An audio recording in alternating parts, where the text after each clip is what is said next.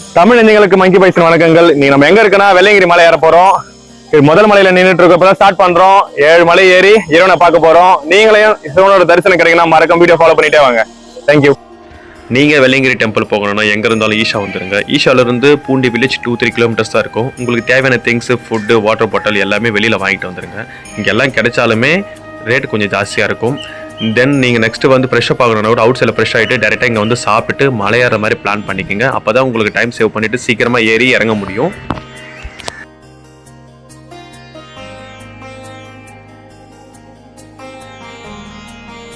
இதுதான் வெள்ளையங்கிரி ஆண்டவர் கோயிலோட அடிவாரம்.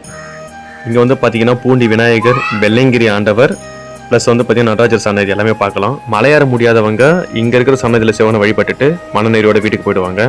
மலையேற முடிஞ்சவங்க மட்டும்தான் வெள்ளையங்கிரி ஆண்டவரை பார்க்க முடியும். மலையேற ஸ்டார்ட் பண்ண போகிறோம். பின்னாடியே ஃபாலோ பண்ணிட்டு வாங்க.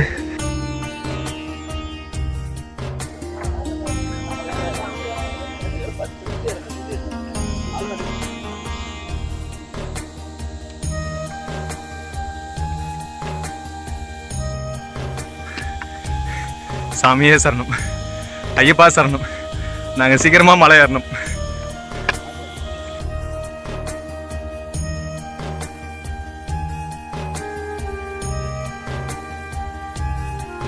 கிட்டத்தட்ட 1500 படிக்கு மேல இருக்கும்.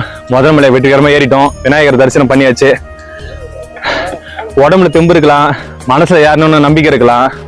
என்ன இருந்தாலும் மேல இருக்க சிவன் கூப்பிடாம நம்மளால போகவே முடியாது. அதுதான் உண்மை. ஏன் நான் இதை சொல்றேன் அப்படின்னா, நாங்கள் இந்த வருஷம் கோயிலுக்கு போகிறது நிறைய டைம் பிளான் போட்டோம்.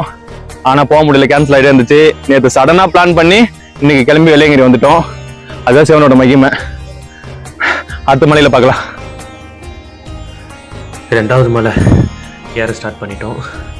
இதுதான் வந்து பார்த்தீங்கன்னா சறுக்கு பாறை இல்லைன்னா வழுக்கு மாற பலன்னு சொல்லுவாங்க. எதுக்காக அப்படின்னா இது ரொம்பவுமே மழை இருக்கும். ஏறது அவ்வளோ ஈஸி இல்லை, ரொம்பவே கஷ்டமாக இருக்கும். கையில் அந்த மூங்கில் குச்சி போட்டு இல்லைன்னா நம்மளால் பேலன்ஸ் பண்ணி ஏறவே முடியாது. இந்த 2வது மலை ஏறி போகிறது ஒரு ஈஸியில் இது ஒரு அட்வென்ச்சர் தான். கண்டிப்பாக 2வது மலை ஏறி போனால் தான் பாம்பாட்டி சித்தர் வந்த குகையை நம்மளால் பார்க்க முடியும். பாம்பாட்டி சித்தர் வந்து சிவனை நினச்சி இங்கே தான் ரொம்ப வருஷமாக தியானம் பண்ணார் அப்படின்னு நம்மளுக்கு வந்து சொன்னாங்க. இதுதான் வந்து பார்த்திங்கன்னா பாம்பாட்டி சித்தர் வந்த குகை. நல்லா தெரியுதா பாருங்கள். 3வது மலை ஏறும்போது தான் குழந்தை வடிவில் வந்து சிவனை பார்த்தோம். நம்மளுக்கே இந்த வயசில் கண்டிப்பாக ஏறது ரொம்ப கஷ்டமாக இருந்தது எங்களுக்கு. சின்ன பசங்க மலை ஏறி இறங்க நாங்கள் எதிர்பார்த்தோம் நிறைய. கண்டிப்பாக அவங்களுக்கு மனசில் வந்து அவ்வளோ சிவனோட நம்பிக்கையும் ஏனன்ற எண்ணமும் மன தைரியம் தான் இவங்களை வந்து இவ்வளோ பெரிய தூரத்தை எளிதாக ஏறி இறங்க முடியுதுன்னு நான் நினைக்கிறேன்.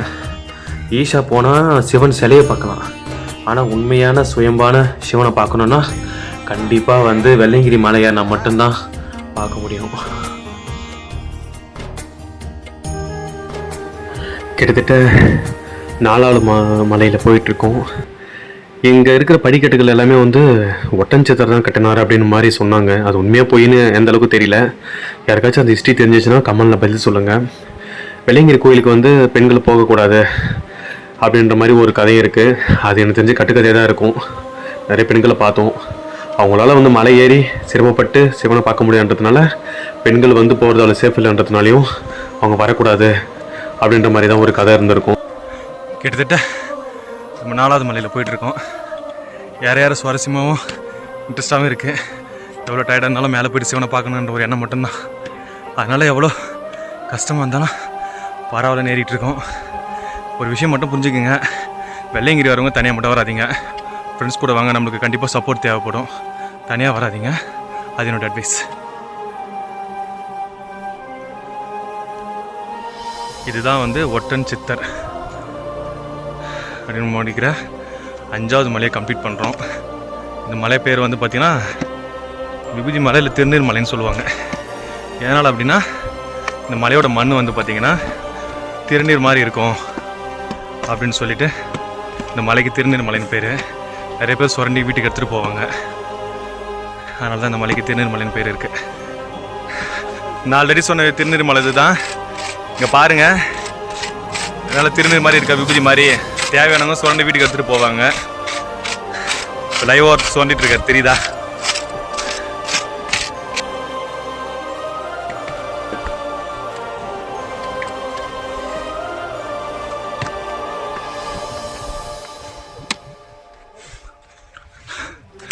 திருநீர் மலை எண்டு இங்கேயோட முடியுது.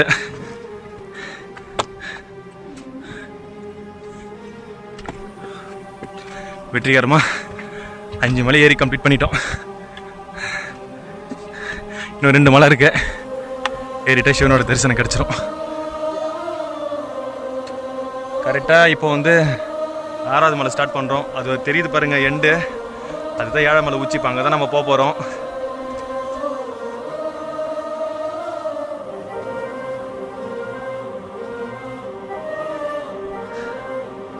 கரெக்டாக 6வது மலை டவுன் இறங்குறோம். இது இறந்து ஆண்டி சுனியை பார்க்கலாம். அதே ஒரு அழகான இடத்த பார்க்கலாமா? பாருங்கள் எவ்வளோ அழகாக இருக்குதுன்னு அந்த எண்டோட உச்சி மலை.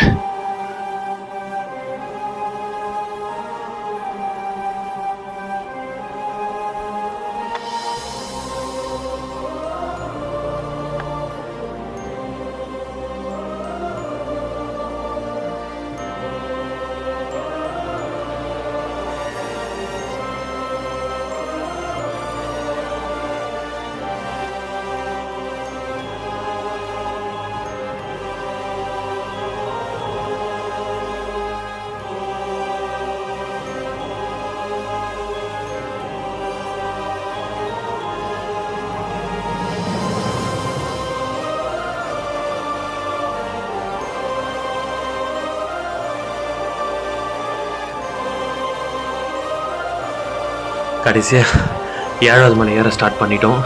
இங்கே வந்து பார்த்திங்கன்னா சுயமான விநாயகர் சிலையை பார்க்கலாம். பக்கத்துலேயே புதிய சிலை ஒன்று வச்சுருக்காங்க. ஃபஸ்ட்டு வரும்போது இந்த சிலை இல்லை, இப்போ தான் ரீசெண்டாக வச்சுருக்காங்கன்னு எனக்கு நினைக்கிறேன். நம்ம வாழ்க்கையில் நிறைய இடங்களுக்கு போகணுன்னு ஆசை இருக்கும். ஆனால் அந்த ஆசையை நம்ம இருக்கும்போதே போயிடுங்க.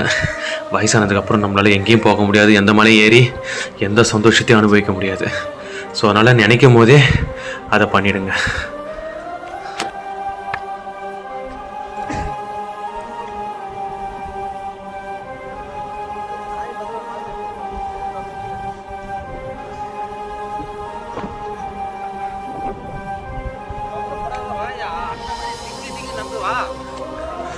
கரெக்டாக 7வது மலையில் பாதி மலை ஏறிட்டோம்.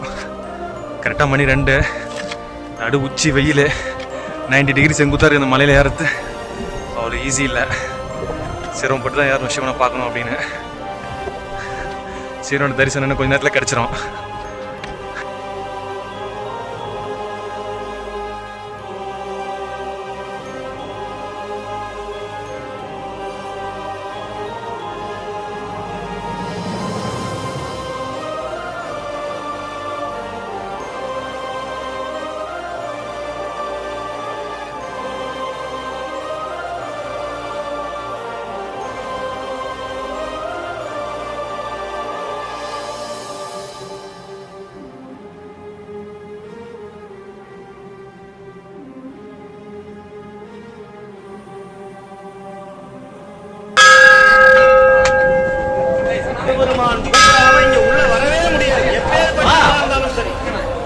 நீ நாட்டையே ஆண்டாலும் சரி, உலகத்தையே ஆண்டாலும் சரி, சிவபெருமான் கூப்பிடாம இந்த கோயில் மண்ணை மிதிக்கவே முடியாது.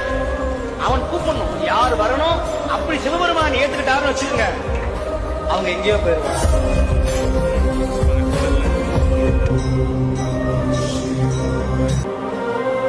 சிவனை பார்க்க போகிறோம். அவரோட தரிசனத்துக்காக தான் அவ்வளோ தூரம் வந்தோம். நல்லா பாருங்கள்.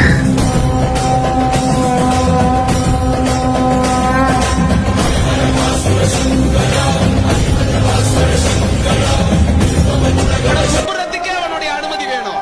அவனருளாலே அவன் தாள் வணங்கி பயப்பட வேண்டிய அவசியம் இல்லை. திருமுறையை தொட்டவங்க கெட்டு போன சரித்திரமே கிடையாது. சிவபெருமான வழிபட்டவங்க வாழ்க்கையில வீணா போனதாக வரலாறு கிடையாது.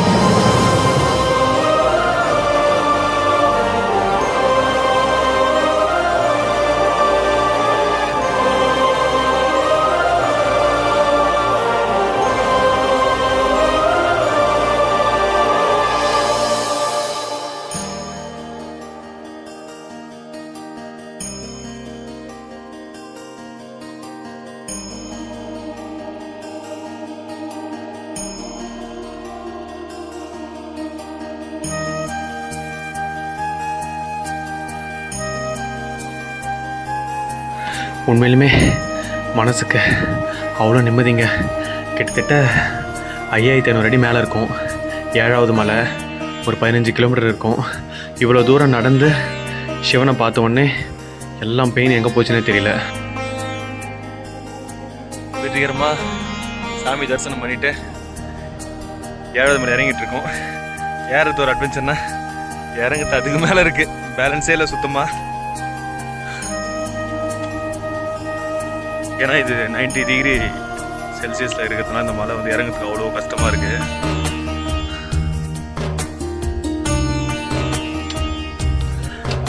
கிட்டத்தட்ட 6 மணி நேரம் மலை ஏறத்துக்கு மட்டும் ஏறி சிவன் தரிசனம் முடிஞ்சு இறங்கிட்டுருக்கோம். சிவனுக்கிட்ட நான் எதுவுமே கேட்டுக்கல. ஒன்று சொல்கிறேன், நல்லா தெளிவாக புரிஞ்சுக்குங்க.